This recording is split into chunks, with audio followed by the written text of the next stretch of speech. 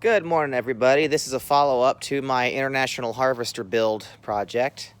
A little topic I want to talk about today is your intake manifold. And you remember we talked about just some real basic porting. There's tons of stuff on YouTube about it. But I think one thing that is often neglected is the intake manifold. Now, I've already put in a intake gasket on this thing, ran the bolts through it, and then shot some spray paint on it.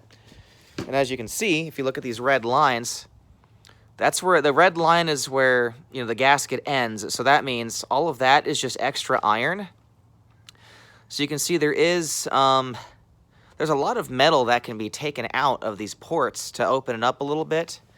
So we're going to do the same thing we did is we're going to work down to where we get rid of the red paint, but not all of the way.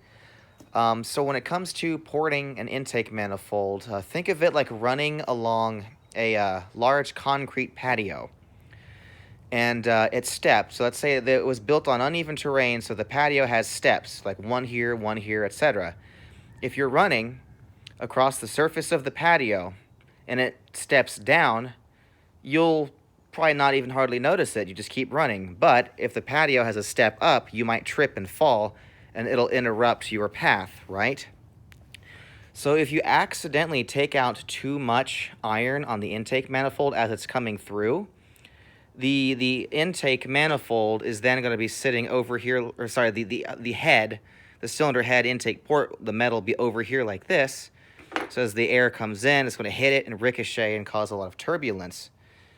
So when you grind off the red paint, leave just a tiny amount left over, because that way it will allow a smoother transition coming from the intake manifold to the head.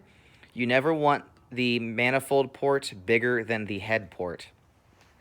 But it's something that's often overlooked on these builds. And again, it's just as easy as porting cylinder heads. You mark it off, you get out a die grinder, and you open it up a little bit. And another thing you can consider researching for yourself is something called extrusion porting. Extrusion porting.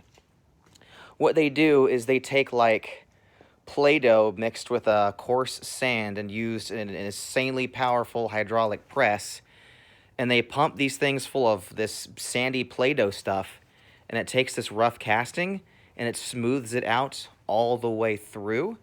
So if you want to really maximize even like an iron intake manifold, you can get some pretty wicked numbers by extrusion porting. So something to consider. Granted, that will probably cost $700. It is not a cheap process. But if you're doing like a high performance, kind of pro stock build where everything has to look factory, you extrusion port. But a little bit of helpful knowledge today and some things for you to consider for your budget hot rod build. So till we meet again, stay gold.